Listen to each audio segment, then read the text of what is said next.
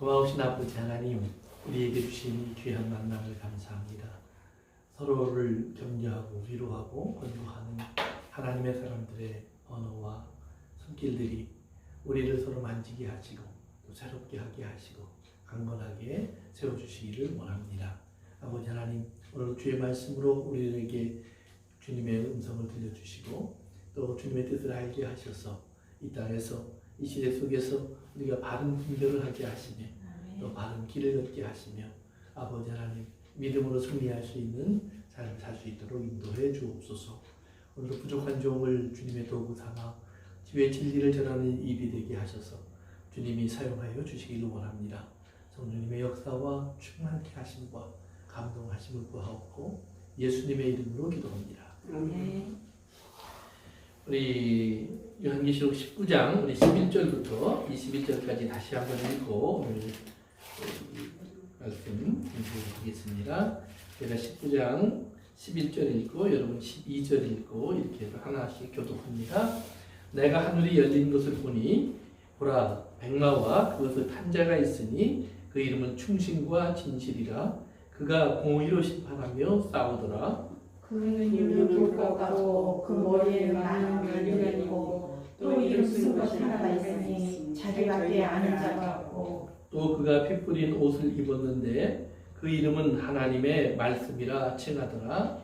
하늘에 있는 군대들이 희고 깨끗한 새하고 옷을 입고 백마를 타고 그를 따르더라. 그의 입에서 예리한 검이 나오니 그것으로 만국을 치겠고 친히 그들을 철장으로 다스리며 또 친히 하나님 곧 전능하신 이의 맹렬한 진노의 포도주 틀을 밟겠고 그 옷과 그 다리에 이름을 쓴 것이 있으니 만왕의 왕이요 만주의 주라 하였더라. 또 내가 보니 한 천사가 태양 안에 서서 공중에 나는 모든 새를 향하여 큰 음성으로 외쳐 이르되 와서 하나님의 큰 잔치에 모여 왕들의 살과 장군들의 살과 장사들의 살과 말들과 그것을 탄 자들의 살과 자유인들이나 종들이나 작은 자나 큰 자나 모든 자의 살을 먹으라 하더라. 또 내가 보매 그 짐승과 땅의 임금들과 그들의 군대들이 모여 그 말탄 자와 그의 군대와 더불어 전쟁을 일으키다가 짐승이 잡히고 그 앞에서 표적을 행하던 거짓 선지자도 함께 잡혔으니 이는 짐승의 표를 받고 그의 우상에게 경배하던 자들을 표적으로 미혹하던 자라. 이 둘이 산채로 유황불을 붓는 못에 던져지고 그 나머지는 말탄 자의 입으로부터 나오는 검의 죽음에 모든 새가 그들의 살로 배불리더라. 아멘. 거기까지 합니다. 이제 우리가 19장을 시작하면서 요한계시록의 이제 결론 부분입니다. 그러면서 또한 우리가 잘 알고 있는 또 기다리고 있는 예수님의 혼인 잔치, 또 우리가 이제 천년왕국이라고 말을 하는 또 마지막 때 우리가 생각하고 있는 어떤 꿈 같은 세상, 그리고 이제 새하늘과 새 땅으로 완성되는 하나님의 나라의 완전한 모습이 계속해서 이제 소개되고 있는데, 이제 말씀 공부하면서 우리가 지금까지 생각하던 것과는 조금 다른 것들이 있을 거예요. 그런 것들을 여러분들이 하나님 말씀 속에서 다시 한번 찾아보고 확인해 가는 가운데 확인하시면 도움이 될 거라고 생각합니다. 지난 시간에 이제 우리가 이름에 대해서 공부를 했죠.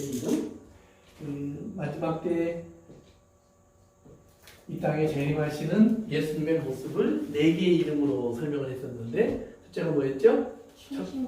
충신과 진실이라는 이름. 두 번째는 자기만 아는 이름. 세 번째는 하나님의 말씀이라는 이름. 마지막에는 만왕의 왕 만유의 주라는 이름. 그러니까 이제 그 처음 첫 이름이 나올 때 뭐라고 하면 충신과 진실을 말하면서 그 충신과 진실 다음에 뭐가 나오냐면 싸움으로라 이렇게 나와요. 싸움이라는 게 주먹질하고 싸운다 이런 의미는 아니고요. 우리 전쟁이라고 보시면 됩니다. 전쟁은 계속된다. 그런데 자, 보세요. 전쟁을 하면 누가 이길까요? 전쟁 누구랑 전쟁? 지금 이 백마탄자가 지금 싸움을 하시잖아요. 그러면 누가 이기고 있을까요? 하나님이 이기죠. 그건 뭐 맞고. 근데 오늘 이 본문에서 자 11절에 하늘이 열린 것을 보라. 백마와 그것을 탄 자가 있어요. 하얀 말을 타고 있는 분이 계시는데 그분이 이름은 충신과 진실이에요. 근데 그가 싸우고 있어요. 그러면 누가 이겼을까요? 지금 백마탄자가 이기는 그렇죠. 백마 타신 분이 이기겠죠? 그분이 누구예요? 예수님이에요. 그러니까 예수님의 재림의 모습은 우리가 알고 있었던 초림한 예수님의 모습과는 전혀 달라요. 처음 오신 예수님에게서는 우리가 또 뛰어난 모습을 발견할 수 없다고 그랬어요. 네. 심지어는 아이로 오셨어요. 그렇기 때문에 사람들에게 죽임을 당하고 쫓겨다니고 멸시당하고 이런 과정을 다 거치셨거든요. 그런데 다시 오시는 예수님에게서는 전혀 다른 모습이 나와요. 백마를 탔다는 말은 뭐라고 그랬죠? 승리자, 이긴 자의 모습이라고 그랬어요. 그런데 여기서 보면 싸우더라라는 말은 뭐냐면 현재 진행형이에요. 지금도 계속 싸우고 계시는 거예요. 그러니까 예수님께서 이미 십자가로 사실은 온전한 승리를 거두셨어요. 사단에게. 그리고 죄를 다 파괴하셨어요. 그리고 우리를 구원하시는 이제 구원의 은혜를 하나님의 나라를 선포해버리셨어요. 그렇지만 오늘 우리의 삶 속에서 하나님의 사람들 삶 속에서 또 교회의 삶 속에서 계속해서 악과의 싸움이 진행되고 있어요. 그러니까 그것을 예수님은 자신의 싸움이라고 말을 하시는 거예요. 대신 그 싸움은 반드시 이기게 되어 있어요. 왜요? 이미 예수님의 이기심 속에서 예수님의 십자가와 부활 속에서 그 승리를 이미 우리에게 주신 거예요. 그렇기 때문에 우리가 그것을 믿음으로 받아들이고 이기는 삶을 살아가는 거예요. 그래서 거기 뭐라 하냐면 그가 공의로 심판하며 싸우더라. 그래서 그 안에서 예수님의 전쟁에서는 항상 공의의 심판이 나타나요. 공의의 심판이라고 하는 것은 구원과 하나님의 심판 속에서 저주와 절망이 떨어지는 것 둘이에요. 천국과 지옥이 갈라지는 싸움이 계속 진행되고 있다는 말이에요. 그래서 그 싸움 속에서 그 천국과 지옥이 나타나는데 그러면 천국은 하나님의 나라예요. 하나님의 나라, 하나님의 나라가 등장하고요. 또 하나는 이제 지옥이라고 말을 하는 우리가 하나님의 심판의 장소가 계속해서 예수님의 전쟁 속에서 나타난다는 거예요. 즉 다른 말로 말하면 우리들의 삶 속에서 하나님의 성도들의 삶 속에서 그것이 계속해서 하나님의 나라와 지옥이 갈라진다는 말이에요. 갈라진다는 말이에요. 그러면 우리가 하나님의 나라와 지옥이 갈라지는데 그러면 하나님의 나라의 삶이 여기는 그래서 이것을 이긴 자의 삶이라고 그러는 거예요. 이긴 자. 그러니까 그 14만 4천 명을 얘기할 때도 이긴 자들의 찬양이 이제 울려 퍼지잖아요. 그런데 여기서 말하는 이긴 자라고 하는 것은 그러나 세상의 눈으로 보면 이것은 뭐예요? 이긴 자가 아니라 쫓겨다니고 고통받고 핍박받는 자라고 그랬어요. 그러면 이겼다라는 말의 정의가 뭐냐? 이걸 잘 아셔야 돼요. 그 앞에 충신과 진실이라는 말씀이 나오는 것처럼 뒤에 보면 하나님의 말씀이라는 말이 나와요.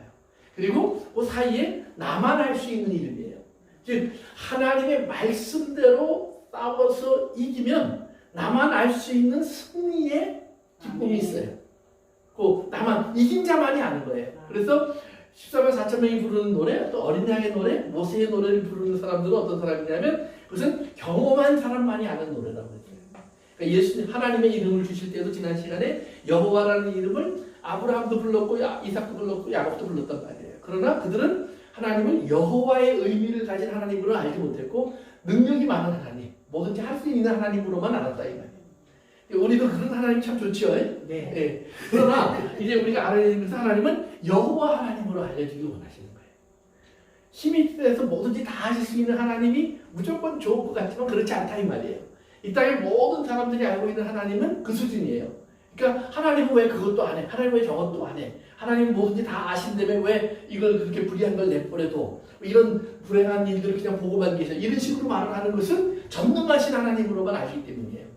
그런데 여호와 하나님으로 안다는 말은 뭐예요? 여호와 하나님은 구원의 하나님이에요. 즉 인간의 잘못과 실수와 죄의 실패 속에서 인간을 건져내서 하나님의 사랑을 받을 수 있는 아름다운 존재로 만들어 가시고 그리고 그 안에서 그들로 하여금 이제는 하나님의 사람다웠게 살 수 있게 하시는 하나님의 은혜를 베푸시는 과정을 성경은 여호와 하나님, 즉 구원의 하나님이라고 말을 한다 이 말이에요. 그래서 그 구원의 하나님 그렇기 때문에 자비, 긍휼 이런 것들이 풍성하신 하나님이어야 돼요. 또 한편으로는 뭐예요? 그러나 그 기준이 분명히 불 것 같은 하나님의 기준 속에서 세워져 있어요. 그래서 의라고 말을 하는 거예요. 그래서 그 의가 세워져 있고 사랑으로서 완성해가는 그 비밀이 누구냐? 그래서 결국은 그 안에 예수 그리스도가 등장하지. 그래서 예수 그리스도로 말미암아 완성된 하나님의 이름이 바로 우리가 알고 있어야 될 바로 하나님의 이름이라는 사실을 우리 기억하시면 되는 거예요. 그래서 그러면 여기서 이겼다라는 말을 할 때 이겼다라는 말의 핵심은 뭐냐면 하나님의 말씀대로 되었다 이 말이에요. 아멘. 말씀이다. 그래서 또 여기 보면 하나님의 말씀이라는 이름을 가졌다 이렇게 돼 있잖아요. 근데 하나님 말씀이라는 이름을 가졌다는 말은 여러분도 마찬가지예요. 성도들 한 사람 한 사람도 우리의 모습이 하나님의 말씀이어야 돼요. 그래서 여러분이 거울을 이렇게 보시면 하나님 말씀이 보여야 돼. 그래서 나는 원래는 저주받아 지옥에 떨어져야 될 사람, 내 안에 있는 죄악이 자꾸 보이는 사람, 허물과 잘못이 보이고, 그래서 바울이 말하는 것처럼 참 권고한 인생이구나. 야곱이 고백하는 것처럼 나는 참 힘든 인생을 살고 있구나. 그렇게 말할 수밖에 없는 인생이 보여요. 그런데 그 인생을 대신해서 예수님이 십자가를 지신 모습이 보이고, 그리고 그 예수님의 십자가로 말미암아 거기에 그런 인생에서 나를 하나님이 이제는 새로운 인생으로 바꾸어 주신 하나님의 언약이 보이고, 그리고 그 하나님의 언약 속에서 나에게 주신 하나님의 생명과 부활이 내가 깨달아지는 것, 그리고 그것을 알게 하시는 하나님의 은혜가 나를 감싸시는 거예요. 그렇기 때문에 우리는 이제 하나님 말씀이 하늘에서 이루어진 것처럼 땅에서 이루어지는 하나님의 말씀에 이제 그 변화가 내 인생 속에서 일어나는 것을 경험한다 이 말이에요. 그러니까 이겼다라는 말은 그렇기 때문에 뭐냐면 예수님도 보면 예수님 삶에서 사람들이 예수님 자꾸 죽이고 괴롭히고 할 때 예수님이 사람들은 그런 일은 자꾸 그건 패배자네, 지는 거네, 그건 인생이 여기서 망하는 거네, 그게 성공의 길이 막혔네, 이런 식으로 봤다 이 말이에요. 그러니까 제자들도 막아쓰고 사람들도 다 그런 인생을 실패한 거로 봤다는 말이에요. 그리고 예수님을 죽인 사람도 그러기 때문에 우리가 이겼고 예수님 졌다 그랬어요. 그런데 예수님 뭐라냐면 아니야, 하나님 말씀대로 이루어지는 사람이 이긴 거야, 진짜 이긴 거야. 그래서 사람들이 예수님을 죽였을 때 예수님은 뭐라면 대부분의 사람들은 죽지 않으려고 하기 때문에 하나님을 모르는 거예요. 우리가 안 죽으려고 애를 써요. 그런데 하나님 뭐라고 그러냐면 너희는 이미 죽었다 그러시는 거예요. 그러니까 사람의 죽음은 다른 지금 우리가 일반적으로 아는 죽음과 다른 거예요. 우리는 숨이 딱 막히고 심장이 멈춰야 이것이 죽음이라고 얘기하는데 하나님은 너희 영이 죽었다 이 말이에요. 내 영이 떠나면 너희들은 이미 산 영이 아니에요. 그러니까 하나님의 호흡이 있을 사람은 산 영 그랬는데 호흡이 떠났으니까 그건 죽은 영이란 말이에요. 죽은 영 속에 있는 사람들은 다 죽은 자예요. 그런데 이 죽은 자 속에 하나님께서 하나님 말씀이 다시 들어오셔서 그 말씀이 다시 역사하면 산 영이 되는 거예요. 그러니까 중요한 것은 하늘에서 하나님의 말씀이 이제 우리에게 그러니까 이것이 하나님이 우리 안에 하나님 생명이 들어오려면 말씀이 되어야만 우리에게 들어올 수 있어요. 왜? 우리가 귀로 듣고 마음으로 깨닫고 믿음으로 붙잡을 수 있으니까 그것이 이제 하나님의 말씀이 주어지는 거예요. 그래서 이 말씀을 우리가 받고 우리 안에 붙잡으면 그것이 하나님의 말씀이 이루어지는 건데 하나님의 말씀이 이루어지면 내 안에서 마치 에덴 동산에서 하나님이 저절로 싹이 나고 자라서 열매 맺는 것처럼 우리 안에서 하나님의 말씀대로 되어지는 모든 변화가 일어나기 시작한다. 아멘. 이거 잘 기억하셔야 돼요. 그런데 때로는 여러분의 육체가 하나님의 말씀의 변화만큼 변화되지 않을 수 있어요. 그러나 변화되지 않는다고 해서 하나님이 실패하는 것은 아니에요. 여전히 하나님은 하나님의 말씀대로 다 모든 것을 이루어가고 계시다는 사실을 꼭 기억하셔야 돼요. 그래서 하나님 말씀대로 내 인생이 그대로 되면, 그러니까 거기에는 뭐가 포함되냐면 예수님의 십자가와 같이 우리에게 오는 모든 어려움과 고난의 시간을 포함하는 거예요. 그러니까 성경에 보면 제자들이 그런 일이 일어났을 때 과거에는 이런 일이 없게 해주십시오 그랬던 제자들이 그런 일이 있는 것을 감사해요.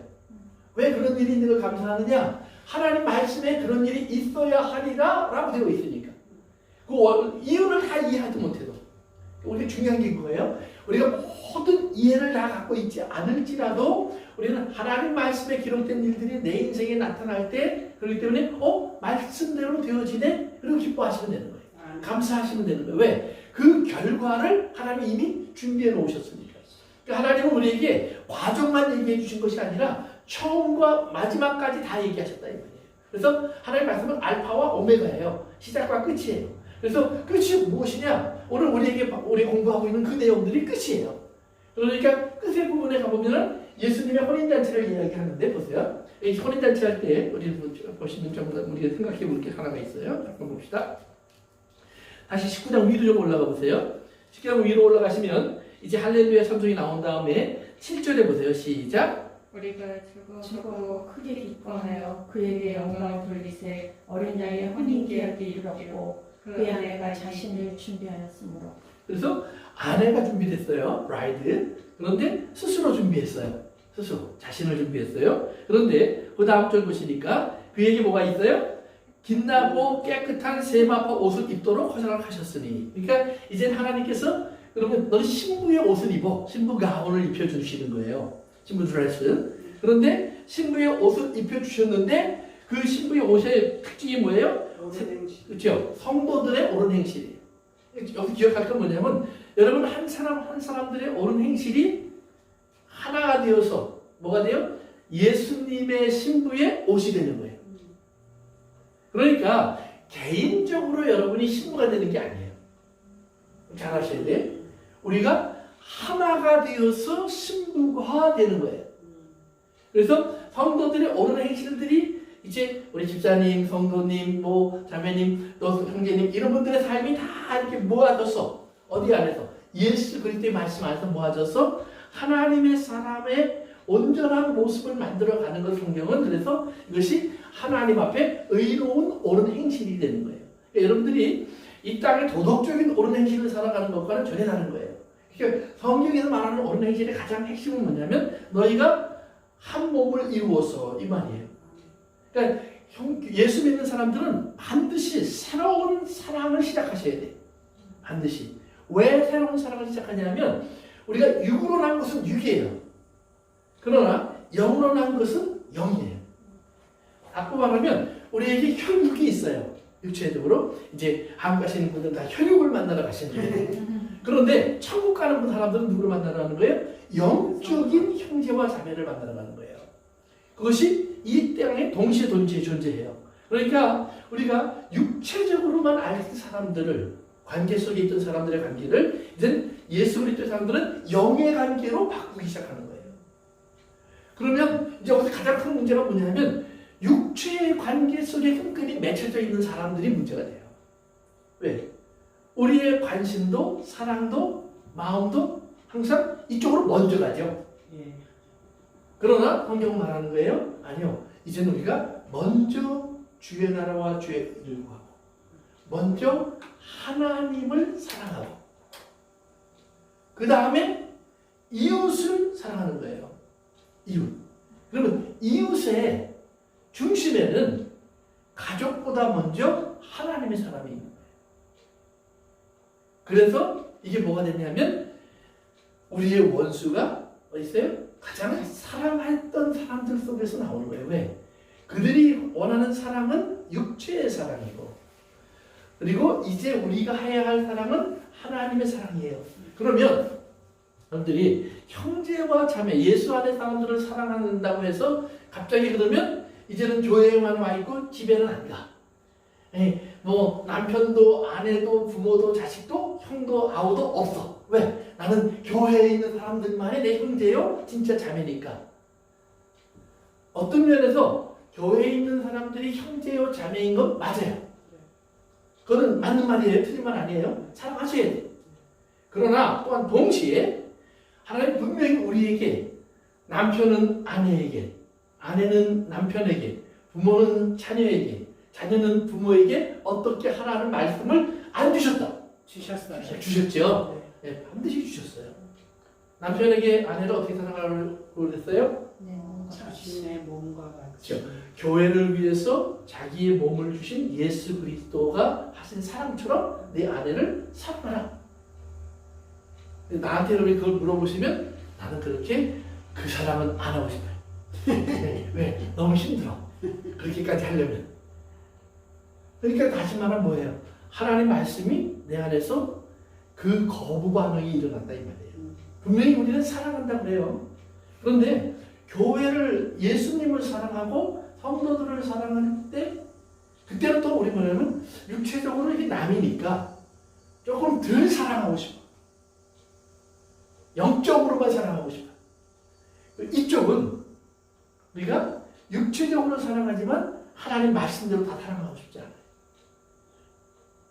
여러분들에게 하나님이 남편을 사랑할 때 교회가 예수 그리스도를 섬겨야 하듯 그건 뭐 예수님이 감옥에 가라고 감옥 가고 죽으라고 죽고 뭐 다 팔고 오라고 다 팔고 와야 되고 그러니까 지금 뭐예요? 내가 하나도 없는 것과 같이 나를 만들어 버리신 예수님의 사랑인데 그대로 살아가면 자존심도 상하고 기분도 나쁘고 나만 뭐 이렇게 맨날 당하고 이런 기분 때문에 제대로 하기 힘드실 거다 이 말이에요.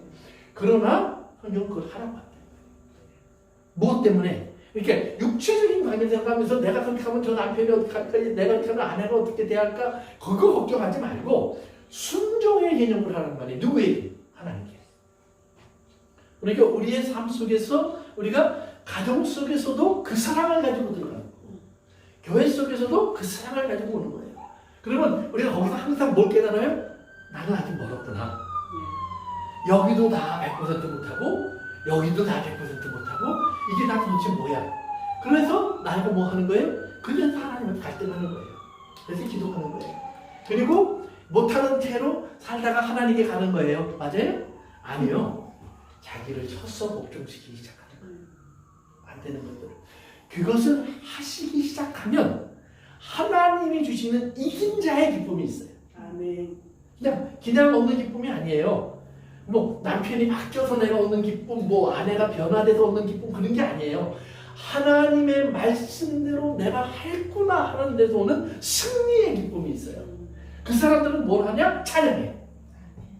그러니까 14만 4천 명이 또는 뭐 15장에 나오는 유리바닷가에서 산송하는 사람들의 찬양이 그냥 나오는 게 아니라 그들이 그 찬양을 하는 거예요. 그러니까 우리 이 다음 장에 이제 가서 보면 보겠지만 첫째 부활에 참여하는 사람들 치고 제대로 산 사람이 하나도 없어요. 목이 잘라서 죽었거나 뼈가 막았거나 고난을 받았거나 짐승에게 절하지 않아서 막 괴로움을 당했구나. 그러니까 어떤 사람들은 그 특별한 성도들이네요 그러는데 아니요. 모든 성도가 그래야 돼요. 왜요? 거기에 우리가 다 들어가야 될 부분이 있어요. 우상에게 절하지 않으면 다 안 해야죠. 짐승의 표를 안 받는 것도 다 안 받아야죠. 그런데 우리는 순교자만 그렇게 해서 그들만 다시 우리가 부활해서 첫째 부활에 참여해서 왕으로 타고 우리 같은 사람들은 조금 덜 하다가 나중에 천국만 들어가면 돼. 그거는 얌체의 생각인데 하나님이 안 속아요. 네, 하나님을 속을 수 없어요. 그래서 우리가 꼭 기억하셔야 돼요. 다 그 자리에 가도록 하나님이 이끌어 가시는 거예요. 그리고 하나님은 그걸 강요하시는 거예요.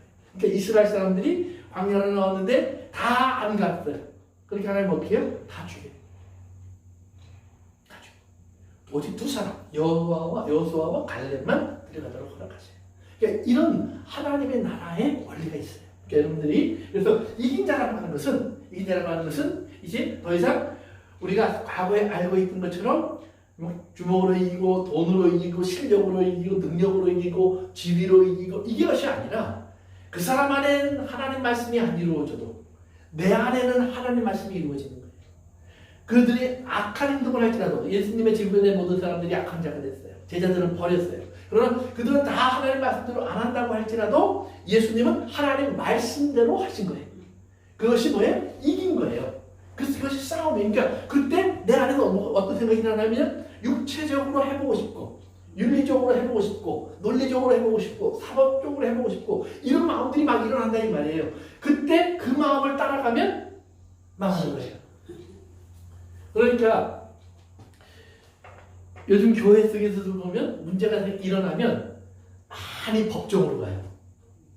네, 굉장히 많이 법정으로 가요. 재산 문제 때문에 또는 뭐 내가 담임 목사다, 네가 담임 목사다, 뭐 별걸 가지고 다 아무튼 가요. 그런데 성경은 그거 하지 말라고 돼 있어요. 분명해요. 우리가 여러 가지 핑계를 대요. 이게 너무 억울하지 않습니까? 이게 그래도 다 성도들의 돈이고 성도들의 마음이 모이고 지금 뜻인데 저렇게 악한 자에게 이걸 다 줄 수 없지 않습니까? 그들이 가져가는 것은 다 뭐예요? 물질이에요. 내가 잃어버린다면 물질을 잃어버린 거예요. 그걸 하느라고 내가 재산도 팔고 집이랑 내가 얼마나 헌신을 했는데요. 그 헌신을 건물을 갖기 위해서 하는 헌신이면 잘못한 거죠. 주님의 뜻을 따라서 그때 했으면 이제 잊어버리는 것도 주님의 뜻이에요. 아멘. 그거를 못 받아들이기 때문에 우리는 자꾸 엉뚱한 하나님이 하지 말라고 하는 것을 할 수 있도록 막 어떻게든 찾아내요, 성경을. 그러면 그 성경을 찾아내서 그 적용시킨 것이 옳으냐? 아니, 안 옳아요. 가끔 제가 이제 그런 얘기하지만 목사님들이 회의할 때 막 싸우거나 이렇게 논쟁할 때 보면 교회에서 하지 말라고 성도들 가르치는 것을 목사님들이 해요. 성도들한테 하지 말라고 그래놓고 자기들끼리 모이면 여기 집사님들 없죠? 우리끼리 한번 얘기해 봅시다. 뭐 이런 것도 얘기할 때는 이거 얼마나 불쌍해요. 왜? 하나님이 안 보이는 거예요. 그러니까 하나님이 보이는 사람, 지금 여기 하나님이 계신 게 보이는 사람. 그래서 예수님 뭐냐면 하나님의 나라는 여기 있다 저기 있다 그랬지만 어디 있어요? 너희 가운데. 우리 안에 있다는 말도 되지만 우리 중에 우리의 관계 속에 우리의 모임 속에 하나님은 계신 거야. 하나님이 여기 계시면 승리한 거예요. 근데 하나님 여기 안 계셔. 그러면 어떤 말을 해도 아무리 입에 바른 말을 해도 그건 진 거예요. 그건 말이지 자기를 위한 말이지 하나님의 말이 아니에요. 그래서 예수님은 나를 본 자는 하나님을 보았고 내 말을 듣는 자는 하나님의 음성을 들었고 그리고 나를 만난 사람은 하나님 아버지를 만난 거예요. 나를 영접하는 사람은 나를 보내신 자를 영접하는 거예요. 이것이 예수님의 말씀이에요.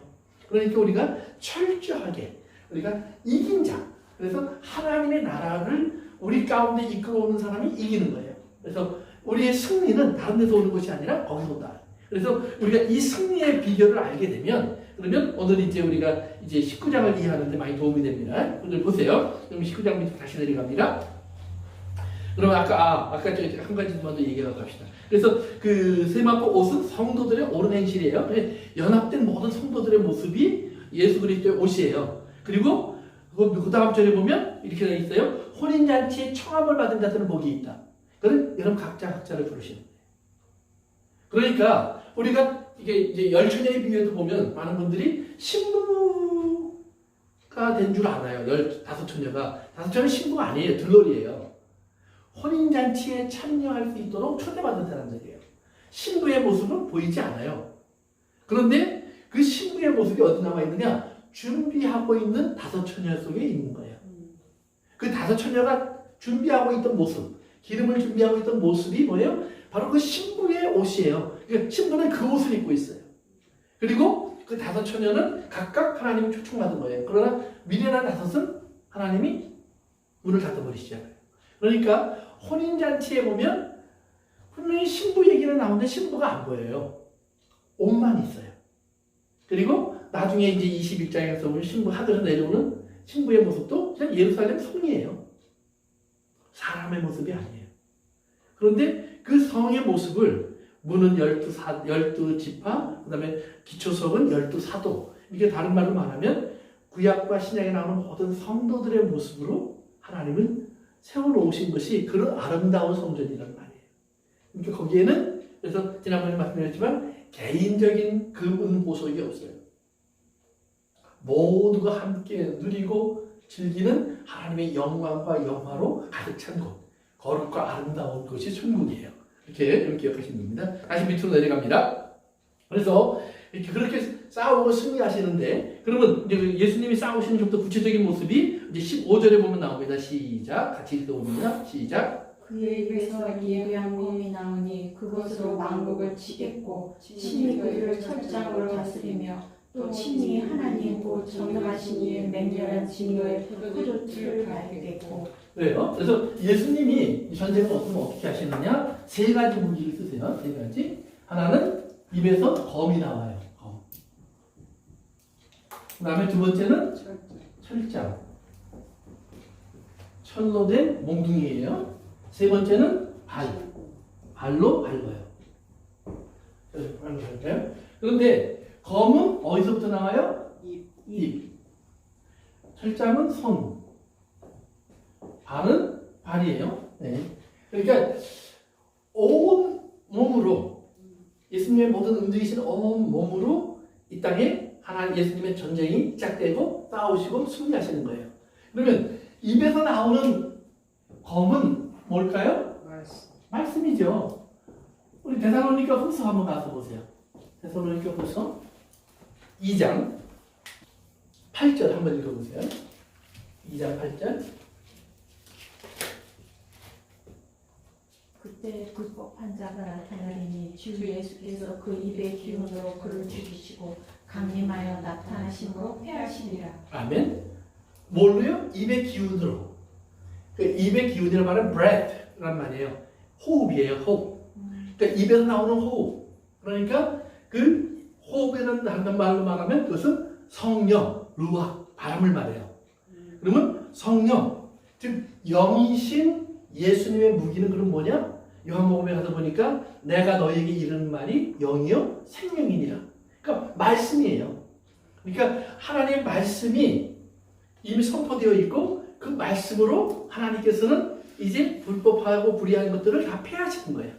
그런데 보면 그 말씀이 우리 요한복음 12장에 한번 가서 보세요. 우리가 좀 한번 생각할 부분이 있어요. 요한복음 12장에 가서 보시면 48절 한번 읽어보세요. 요한복음 12장 48절. 나를 저버리고 내 말을 받지 아니하는 자는 심판할 이가 있으니 곧 내가 그 한 말의 마지막 날에 그를 심판하리라. 아멘. 즉 심판은 누가 해요?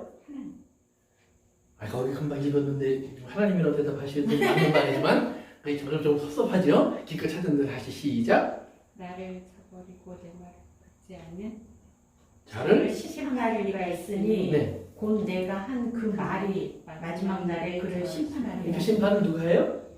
말씀이.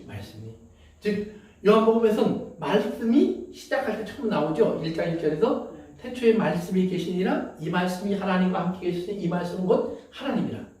즉 말씀 안에 이미 심판이 포함되어 있는 거예요. 말씀 안에 예수 그리스도가 이미 포함되어 있는 거예요. 말씀 안에 구원도 이미 포함되어 있는 거예요. 말씀 안에 창조도 있지만 마지막 시간에 지금 우리 공부하고 있는 요한계시록 19장, 20장, 21장에 있는 모든 일들도 다 포함되어 있는 거예요. 그런데 그 말씀이 이미 하나님께서 과거에는 숨겨져 있었다고 그랬어요. 그런데 이제 다 드러나 보여요. 우리가 요한계시록을 쭉 공부하면서 일곱 인, 일곱 나팔, 일곱 대접 그때마다 일어났던 일들이 있었어요. 뭐예요? 죽음, 전쟁, 재앙, 무서운 일들 그런 일들이 계속 일어났어요. 그 일들은 뭘 보여주냐면 하나님의 진노를 보여주는 거예요. 계속해서. 그래서 요한계시록 15장에서 마지막 일곱 대접이 쏟아지기 직전에 하나님이 뭐라고 그러셨냐면 일곱 대접을 보여주시면서 하나님의 진노가 이것으로 마치리로다. 그러니까 진노의 완성이 더 이상의 진노는 없어요. 그 진노의 마지막이 뭐예요? 하늘에서 불 같은 것이 떨어지기도 하고 바다가 정말 다 동물이 되고 마실 수 없는 물이 되고 그래서 피가 되어서 온 바다가 피로 채워지고 그리고 짐승의 보좌가 이제는 막 뒤집어지고 하늘에 막 구름이 하늘이 말려지고 별들이 없어지고 또 그다음에 뭐예요 바벨론성 같은 것은 막 지진이 나서 갈라지고 그러니까 이 땅에 우리가 생각할 수 있는 모든 재앙들이 다 쏟아져요. 즉 하나님의 진노를 분명히 보여주시는 거예요. 그런데 그 16장 끝에 가보면 사람들이 어떻게 해요? 저주하고 뭐 안 해요? 회개하지 않다. 하나님을 원망하고 회개하지 않다. 그러니까 하나님이 계속해서 그때까지 기다리시는 이유는 뭐예요?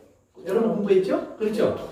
베드로가 기록한 대로 하나님께서는 한 사람이라도 모든 사람이 회개하고 하나님께 돌아오기를 원해서 기다리고 계신 거예요. 그래서 그런 일들도 그 기다림의 일부에 속하는 거예요. 왜? 그런 일이 일어나면 사실 성도들도 많이 힘들겠죠. 이 땅의 교회들도 굉장히 어렵겠죠. 그러나 그 과정을 거치면서 교회들에게 하나님이 하신 말씀이 있어요. 너희가 한 번 더 외쳐야 하리라. 뭘? 복음을. 그 복음의 내용이 14장에 보면 세 가지로 정리돼서 나오는데 14장 보면 세 천사가 마지막으로 날아다니면서 영원한 복음이 있다. 그 영원한 복음은 뭐냐? 하나님의 심판의 시간이 왔다. 그러니까 심판하신다는 말도 복음이라는 말이에요. 그러니까 그 말은 뭐예요? 이제 시간 없어. 빨리 회개해. 지금이나 돌아와. 늦지 않았어 그 말이에요. 그 다음에 바벨론의 이야기를 해요. 근데 바벨론은 뭐예요? 술에 취하게 하는 존재, 음료와 같아요. 그래서 온 세상을 지금 취하게 만들어요. 그러니까 막 그런 재앙이 일어났는데 사람들이 환장을 했어요. 그러니까 바벨론은 그 가운데 괜찮다 이 말이에요. 이게 뭐랑 똑같은데 하면 다니엘서에 가서 보시면 5장일까요? 그 바벨론 왕국의 마지막 왕 벨사살이라는 사람이 나와요. 근데 이 마지막 왕이 자기가 그 왕이 되었을 때가 어땠냐면 그 역사의 기록에 보면 그때가 이미 페르시아가 제국이 생겨서 바벨론을 이제 침략하고 전쟁을 하고 있을 때예요. 그러니까 바벨론은 이제 어떻게 보면 일촉즉발해요. 금방 해서 그냥 쓰러질 수밖에 없는 거예요. 그래서 바벨론 왕이 전쟁에 나가기 위해서 그 바벨론이라고 하는 자기네 수도를 벨사살 자기의 아들에게 맡겨놓고 가요. 그래서 그 맡은 사람이 벨사살 그 본국 왕 같은 사람이에요. 그러니까 로마의 황제가 있고 헤롯이 있는 것처럼 벨사살은 그런 왕이에요. 그리고 황제는 전쟁을 하러 나갔어요. 근데 전쟁을 하는 중에 패배해서 다른 성에 갇혀 있어요 지금. 그리고 바벨론 성은 지금 페르시아 군대가 쳐들어와서 둘러쌌어요. 그러면 조심해야 되는데 이 벨사살이 뭐냐면 1000명이나 불러놓고 잔치를 해요. 그것도 한밤중에. 그다음 잔치하다가 술을 먹는데 야 그릇 좀 바꾸자. 보니까 창고에 예루살렘에서 빼앗아온 성전에서 뺏어온 온갖 금그릇들이 잔뜩 있어요. 그거 갖고 나와. 거기에다가 막 술을 따라서 마시고 취하고 막 하고 있는 거예요. 그때 하나님의 손이 나타나요. 그리고 메네 되게 우바르신 하고 이게 글자를 썼죠. 그러니까 사람들이 기절을 하면 저 도중이 뭐냐? 근데 아무도 몰라요. 그래서 다니엘을 불러서 물어보니까 하나님께서 이미 하나님의 당신의 나라를 이제는 빼앗기를 결정하셨습니다. 왜? 당신은 저울에 달아보니까 왜요? 기울어졌다는 말이에요. 즉 공의가 상실됐다. 당신은 공의의 대접을 받을 자격이 없는 사람이 됐습니다. 하나님이 당신을 치실 겁니다. 그랬더니 다니엘을 그 바벨론의 세 번째 높은 사람으로 딱 임명을 해버려요. 근데 그 밤에 죽어요. 그 왕이 죽고 나라가 망해요. 그 밤에. 그러니까 마치 그런 거예요. 바벨론에서 지금 요한계시록으로 와서 마찬가지예요. 바벨론이라고 하는 성이 있어요. 우리가 17장, 18장에서 봤잖아요. 바벨론이라는 성에서 그들은 뭐예요? 온갖 귀신의 영들과 같이 모여서 사치하고 부교를 쌓고 잔치하고 음료와 음행을 해요. 그런데 하나님께서 그때 한순간에 한 시간에 하루 동안에 하나님의 진노가 그 성에 막 폭풍처럼 쏟아져요. 그 직전까지 사람들이 뭘 했어요? 먹고 마시고 취하고 사치하고 부요를 쌓았다. 그러니까 온 세상이 어떻게 어려워도 그러니까 미국은 살만해. 아프리카가 흉년이 왔는지 뭐 우크라이나에 전쟁이 있는지 북한의 사람들이 굶어 죽는지 상관없어. 우리는 살만해. 뭐 지금 좀 이렇게 됐다고 해도 미국은 그냥 자체적으로 농사짓고 자체적으로 가스 내고 우리끼리 공장 돌리고 하면 우리는 견딜만해. 그리고 뭐 온 세계 사람들이 갑자기 나도 살려주세요 하고 오면 필요 없는 것들은 안 받고 이런 좋은 것들 골라서 받으면 돼. 뭐 이것이 바벨론과 다를 게 하나도 없는 거예요. 이런 마음을 가졌다면. 그런데 그런 바벨론을 보고 사람들은 하나님께 돌아오지 않고 미국 가면 살 수 있겠네. 그리고 미국으로 몰려온다 이 말이에요. 미국은 오면 살 수 있어. 대신 뭐 못하는 것들은 오지 마. 똑똑한 것들만 와. 이러면서 오면 살 수 있어. 이러는 것이 미국이란 말이에요. 그러나 하루아침에 러시아가 폭탄을 쏘고 뭐 중국이 뭐 미사일을 가지는 게 아니라 하나님이 잘 하셔야 돼요. 많은 분들이 과거에 요한계시록 해석할 때 보면 이런 재앙을 해석할 때 하늘에서 쑥이 떨어지는 건 이건 원자폭탄이다. 그리고 왜 과거에는 안 못했느냐? 아니 원자폭탄이 없어서 하나님이 그 심판을 못하셨다. 뭐 이런 식의 생각을 한다 이 말이에요. 웃기는 거예요. 하나님은 하나님의 말씀으로 하신다고 했잖아요. 하나님께서 말씀으로 하시는 건데 그런 일이 있을 거예요. 그러니까 사람들은 거기에 취해서 그냥 바벨론으로 몰려드는 거예요. 그래서 그거를 요한계시록 16장에서는 아마겟돈 전쟁을 하기 위해서 사람들이 사방에서 온 세계 사람들이 더러운 영들에게 유혹을 받아서 몰려들었다라고 표현을 해놓는 거예요. 그런데 이것이 요한계시록 17장 18장으로 가니까 그들이 바벨론 성에 모든 나라와 상업들과 왕들과 군인들이 다 모여 있어요. 귀신의 영과 함께. 그래요. 그래서 그것을 이제 우리가 한 군데 더 보십시다. 한 군데 더 찾아보고 갑시다. 만약 그 얘기 나왔으니까 20장을 잠깐 가보세요. 20장. 왜냐면 요한계시록. 네, 이제 한국 가실 분들도 있고 그래서 이거 한번 생각하고 가시면 좋을 것 같아요. 8절, 20장 8절에 보세요. 우리가 이제 천년왕국이라고 하는 시간이 있은 다음에 있을 일이라고 우리가 보통 알고 있는 일이에요. 근데 이제 7절에 보면 천년이 참에 사탄이 그곳에서 놓여. 이제 천년 왕국에 대한 이야기는 나중에 하고 다음 시간에 하고요. 8절 같이 있으면 시작. 나와서 땅의 사방 백성 곧 옥과 마곡을 미혹하고 싸움을 지리니 그 수가 바다의 물에 같으리라. 여기서 보면 곡과 마곡을 미혹했는데 그 앞에 보면 뭐가 있어요? 땅의 사방 백성. 그러니까 온 세계 사람들이 곡과 마곡의 사람들과 같다 이 말이에요. 즉 곡과 마곡의 특성을 가졌다는 말이에요. 그런데 그 사람들만 말하는 것이 아니라 온 세계 사람이에요. 땅의 사방 사람이라는 말은. 그 다음에 19절 같이 읽어보면 시작. 그들이 지면에 널리 퍼져 이렇게 해서 성도들의 진과 사랑하시는 성을 들으며 하늘에서 불이 내려와 그들을 태워버리고. 근데 보세요. 싸움을 하기 위해서 몰려들었는데 그 싸움이 어디서 일어나요? 하늘 9절 지면에 널리 퍼져. 온 세상에. 그러니까 보세요. 우리는 바벨론 그러면 바벨론 얘기할 때 바벨론 또는 아마겟돈 그러면 어떤 한 지역을 생각한다 이 말이에요. 네. 한 성. 네. 그런데 여기 보니까 몰려오는 사람들도 온 사방에 있는 사람들 그들을 곡과 마곡이라고 불렀지만 사실은 이런 곡과 마곡이 특성을 가진 사람들이지 그것은 온 세상 사람들이라는 말이에요. 온 세상 사람들. 그리고 전쟁도 온 세상에서 해야 돼요. 다른 말로 말하면 바벨론 성과 같은 것들이 곳곳에 있다 이 말이에요. 또 반대로 말하면 거기 보세요. 지면에 널리 퍼져 성도들의 짐과 사랑하시는 성을 두루매. 즉 하나님의 사람들의 삶이 이루어지는 곳들이 곳곳에 있다 이 말이에요. 온 지면에 퍼져 있다 이 말이에요. 왜? 마지막 때는요. 땅 끝까지 복음이 전파되어서 모든 족속이 주의 음성을 듣게 돼 있어요. 그렇죠? 네. 그러니까 하나님의 복음을 듣는 모든 사람들이 뭐 서울에 다 온 세계의 성도들이 모여 같이 예배드리는 거 아니란 말이에요. 함께 모여서 우리가 교제할 때 그냥 다 뭐 클리블랜드의 주일마다 모여서 같이 예배드리는 거 아니란 말이에요. 클리블랜드에도 교회가 있고 서울에도 교회가 있고 모스크바에도 교회 있고 아프리카 정글 속에도 교회가 있고 그래서 곳곳에 예배드리고 있다 이 말이에요. 그것 하나하나가 뭐예요? 하나님의 사랑하시는 성이에요. 그리고 그것이 뭐예요? 성도들의 진이에요.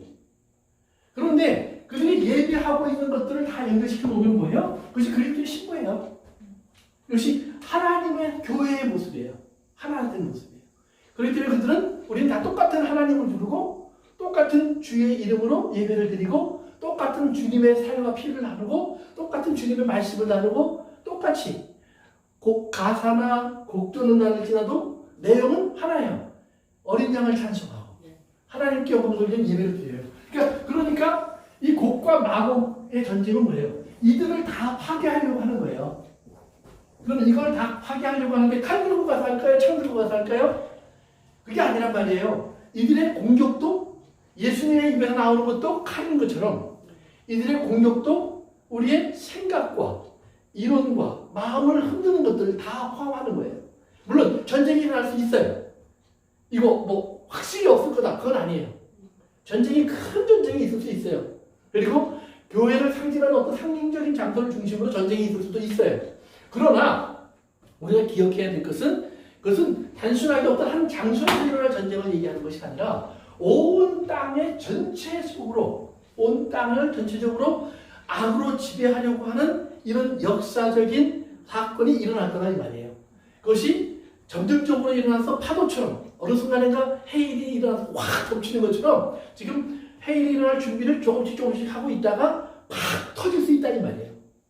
그래서 그런데 그것이 탁 터지려고 하는 그 순간 뭐예요? 하나님이 하늘에서 뭘로 해요? 그래서 10절 같이 읽어보세요. 10절 20장 10절입니다. 시작. 또 그들을 미혹하는 마귀가 불과 유황못에 던져지니 거기는 그 짐승과 거짓 선지자도 있어 세세토록 밤낮 괴로움을 받으리라. 바로 그때 하늘에서는 불이 내려와서 이들을 다 전멸시키고 그리고 그들을 미혹하고 끌어왔던 바로 마귀와 그리고 이제 거짓 선지자 짐승들이 다 지옥불에 던져져서 영원히 형벌을 받게 된다 이 말이에요. 그래서 연기가 올라오는 곳에 던져지는 그런 하나님의 심판을 그 다음 보여줘요. 그리고 그 밑으로 보면 그 다음에 모든 사람들이 하나님 앞에 서서 심판을 받아서 어떤 생명책에 기록되지 않은 사람들, 즉 죽은 자들은 다 지옥에 던져지고 산 자들은 다 하나님의 나라로 옮겨지는 들어가는 그런 모습이 그 다음에 설명돼요. 다시 19장으로 갑니다.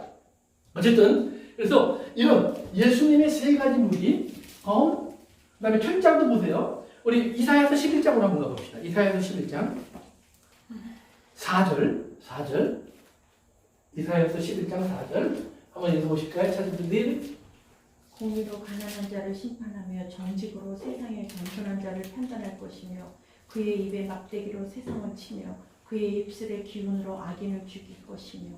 아멘. 그의 입에 뭐예요? 기운. 기운. 그 다음에 또 하나 막대기. 막대기란 말이 철장이라는 말이에요. 장. 몽둥이라는 말이에요. rod. 그러니까 철장은 iron rod. 철로 된 몽둥이에요. 근데 그게 그냥 몽둥이 이렇게 나왔어요. 근데 입에서 나오는 것이 몽둥이요?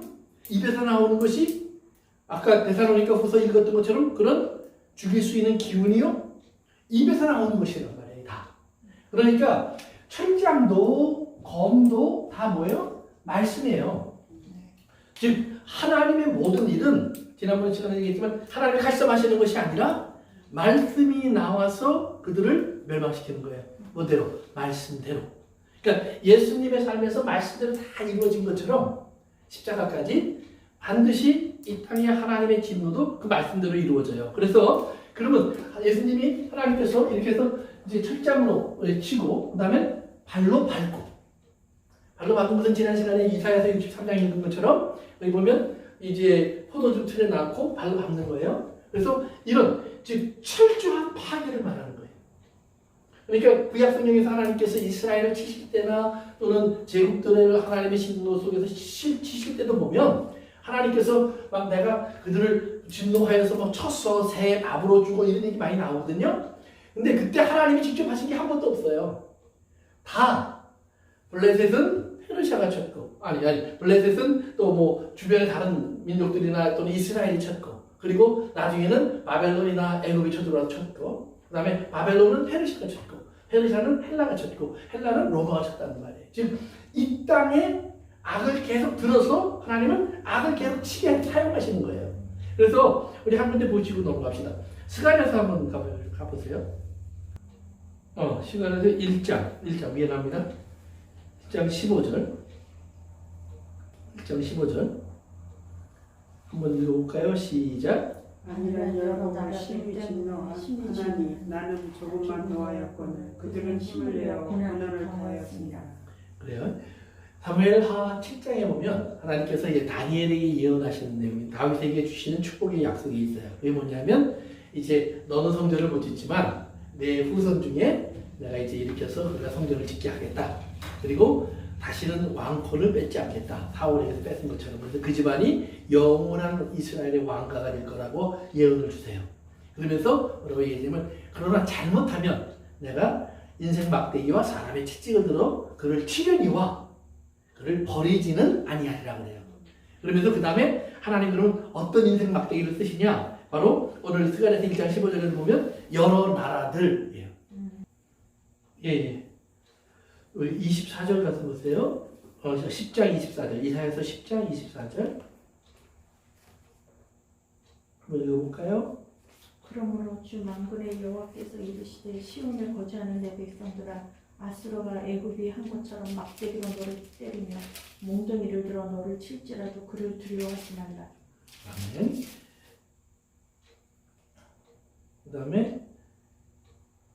이사야서 10장 5절 위로 올라가셔서요. 한 절 더 읽습니다. 시작. 아수르 사람은 화 있을진저 그는 내 진노의 막대기로 그 손의 몽둥이는 내 분노라. 아멘. 그러니까 이제 여러분도 더 있는데 지금 제가 찾아놓은 쪽지를 안 갖고 왔어요. 근데 보시면 그 하나님께서 하나님의 몽둥이로 쓰는 것이 무엇인가를 보여주는데 아수르 또는 이런 제국들을 하나님의 몽둥이로 써요. 누구를 위해서? 이스라엘을 위해서. 근데 하나님이 몽둥이로 그들을 치는데 그들이 치는 모습이 굉장히 잔인해요. 이스라엘에 들어오면 뭐 정말 이스라엘 사람들을 죽이는데 정말 여자들 뭐 배를 갈라 죽이고 아이를 돌에 쳐서 죽이고 뭐 이런 내용들이 성경에 나올 정도로 아주 잔인하게 죽여요. 그런데 그 아까 우리 스가랴서 우리가 처음 읽었을 때 어떻게 돼 있어요? 1장 15절에 보니까 하나님이 뭐라고 그랬어요? 나는 조금 화를 냈는데 저들이 그냥 힘을 더해서 때렸어요. 그러니까 하나님은 이렇게 때리려고 그랬는데 이렇게 해버렸다 이 말이에요. 그러니까 그걸 보면 하나님이 속이 시원하다 그러시겠어요? 저는 봐라 이러겠어요. 그렇죠? 하나님은 살살 치라고 그랬어요. 왜? 그것이 하나님의 마음이에요. 왜? 하나님 깨우치기 위해서 치는 거지 죽이려고 치시는 게 아니에요. 이스라엘 치실 때는. 그런데 그들이 이렇게 쳤잖아요. 그러니까 하나님이 오늘 아까 이제 5절 읽었고 밑에 다시 한번 내려가 봅시다. 이제 이사야서 10장 보시면 15절에도 이렇게 나와요. 도끼가 어찌 찍는 자에게 스스로 자랑하겠으며 톱이 어찌 켜는 자에게 스스로 큰 체하겠느냐. 이는 막대기가 자기를 드는 자를 움직이려 하며 몽둥이가 나무 아닌 사람들을 들려한 것 같으니라 그랬어요. 말은 뭐냐면 몽둥이로 쓰이는 아수르가 하나님에게 붙잡혀서 하나님의 몽둥이로 쓰여야 되는데 지가 자기 마음대로 하기 시작한다 이 말이에요. 마음대로 휘두르고 마음대로 치고 마음대로 죽이고 이스라엘을 그렇게 괴롭힌다는 말이에요. 그래서 하나님께서 이제 그들에게 오히려 하나님의 진노하셔서 오히려 그들을 멸하시는 거예요. 그러니까 하나님은 몽둥이는 반드시 갖다 버려요.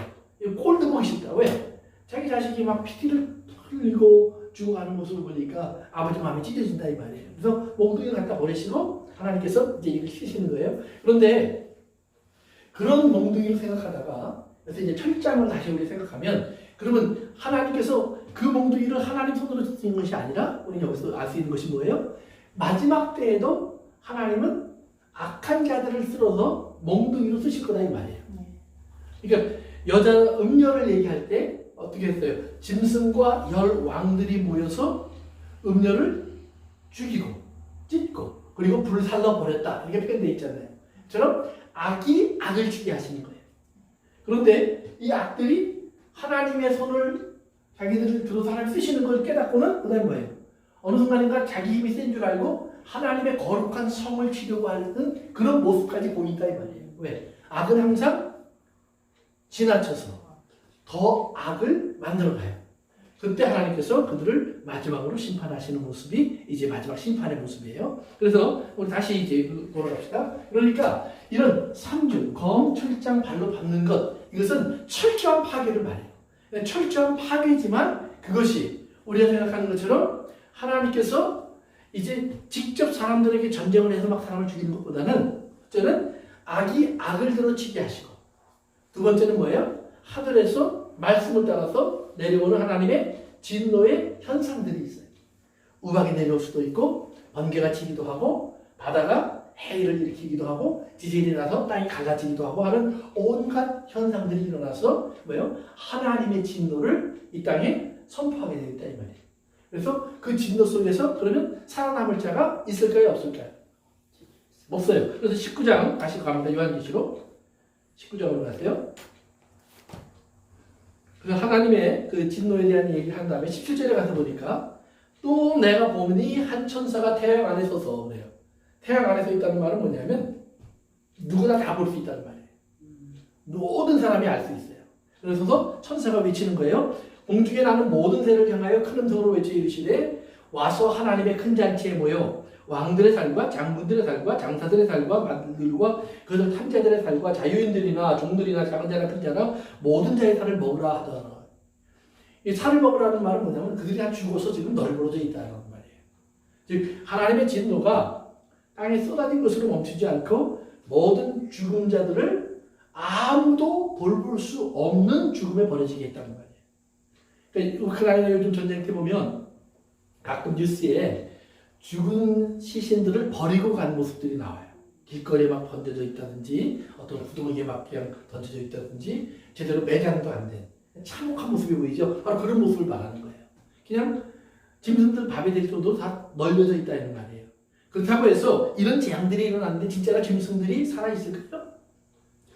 짐승들도 다 죽어가겠죠. 그러니까 이 말은 뭐냐면 아무도 매장해 줄 수 없는 사람들의 운명을 보여주는 거예요. 즉 마지막 죽음은 하나님의 진노 앞에 던져진 죽음 그리고 진노로 파괴된 사람들의 죽음은 이 땅에서 누구도 그 시신을 감싸줄 수 없어요. 그러고 슬퍼할 자도 아무도 없어요. 모두 죽는 거예요. 그래서 그걸 다시 19절에 가서 보시면 또 내가 봄에 그 짐승과 땅의 임금들과 그들의 군대들이 모여 그 말탄 자와 그의 군대와 더불어 전쟁을 일으키다가 짐승이 잡히고 그 앞에서 표적을 행하던 거짓 선지자도 함께 잡혔으니 이는 짐승의 표를 받고 그의 우상에게 경배하던 자들을 표적으로 미혹하던 자라. 이 둘이 산채로 유황불 붙는 곳에 던져지고 그 나머지는 말탄 자의 입으로부터 나오는 검의 죽음에 모든 새가 그들의 살로 배불리더더라. 그렇게 했어요. 그러니까 다시 한번 나오는데 그것이 전쟁을 일으키는 모습으로 다시 등장한다는 말이에요. 그러니까 아까 11절에서 싸움에 대한 얘기 잠깐 했지만 그 싸움은 예수님 때부터 지금까지 현재 진행형이에요. 그러나 마지막 큰 전쟁이 있다는 말이에요. 그래서 영어로 보면 한국말 성경하고 좀 다른 게 원어로 보면 그 여기서 전쟁이라는 말이 나오죠. 16절에 내가 보면 그 짐승과 땅의 임들이 그들의 군대를 모여 말탄 자와 그의 군대와 더불어 전쟁을 했는데 그 전쟁을 이렇게 돼 있어요. 그 전쟁은 그 말은 뭐냐면 이미 말했던 전쟁이에요. 그런데 앞에 언제 전쟁을 말했죠? 언제 전쟁을 말했죠? 그렇죠? 요한계시록 16장에 우리가 말하는 아마겟돈 전쟁. 보세요. 16장으로 가보세요.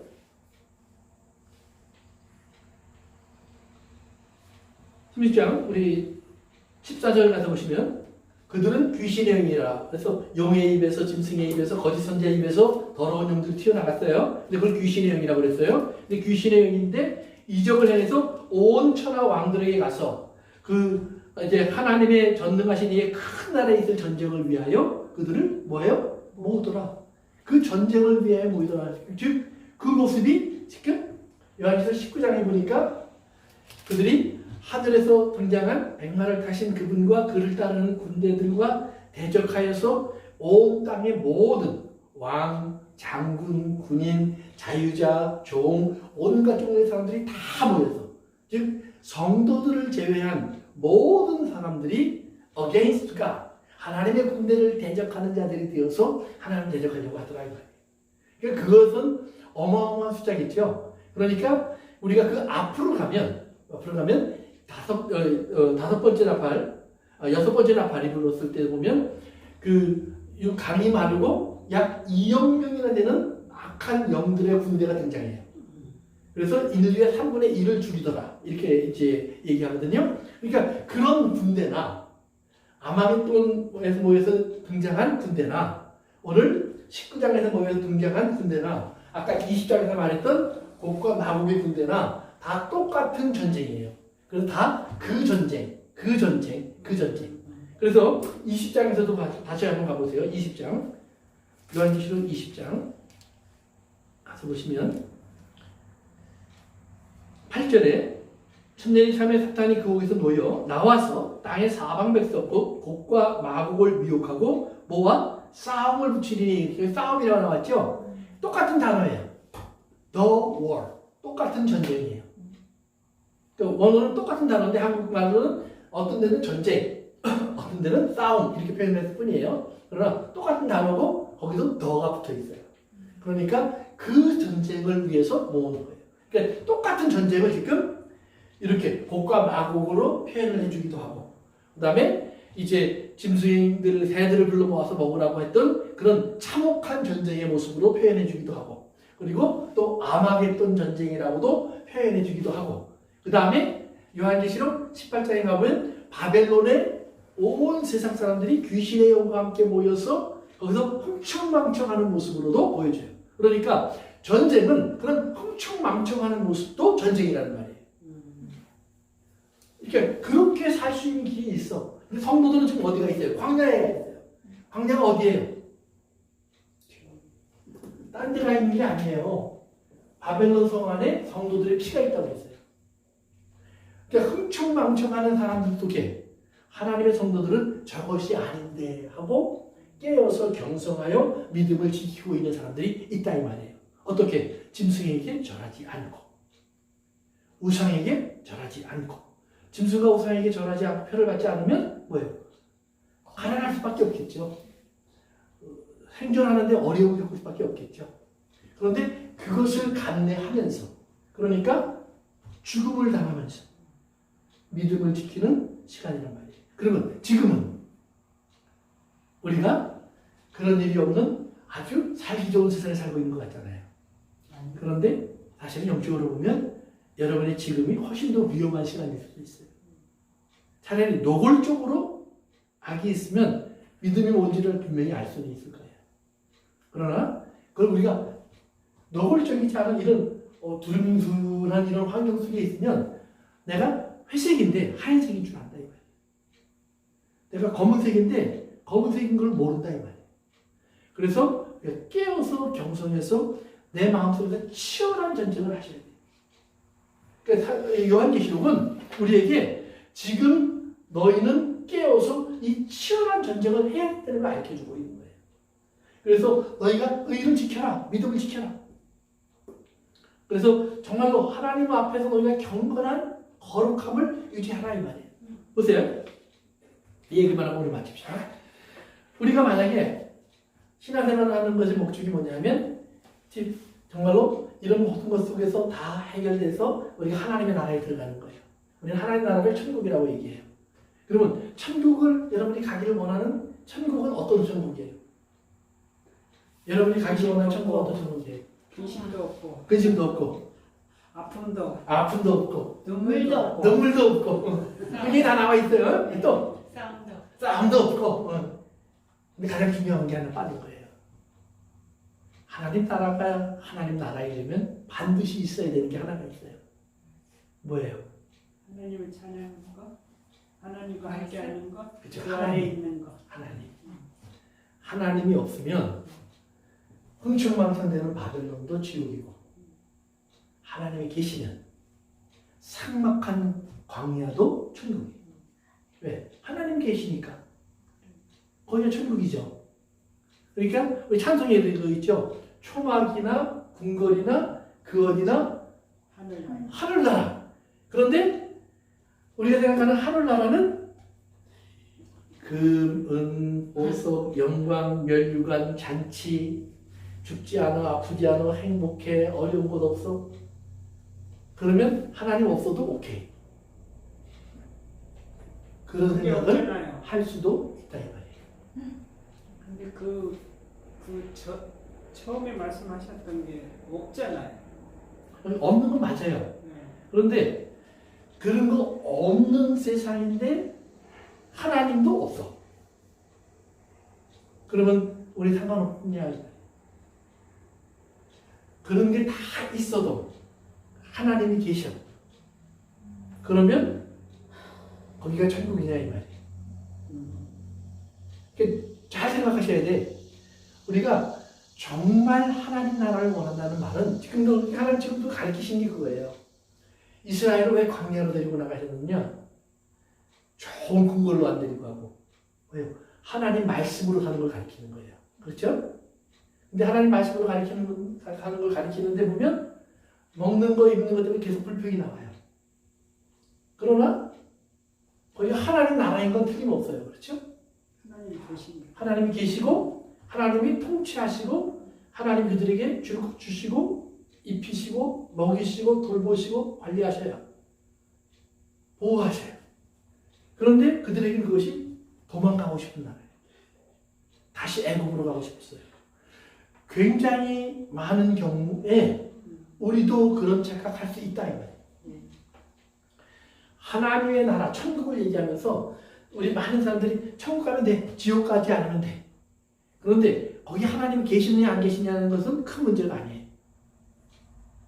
그래서 부처님이 말하는 극락이나 또는 이슬람교에서 말하는 천국이나 다 상관이 없어요. 그런 곳으로 갈 수만 있다면. 그러나 하나님 말씀 진짜 중요한 것은 천국은 모든 것이 있어도 내가 없으면 아니에요. 찬송이 그런 거 있죠? 주님이 안 계시면 나도 없고 주님이 계시면 나가 있는 거예요.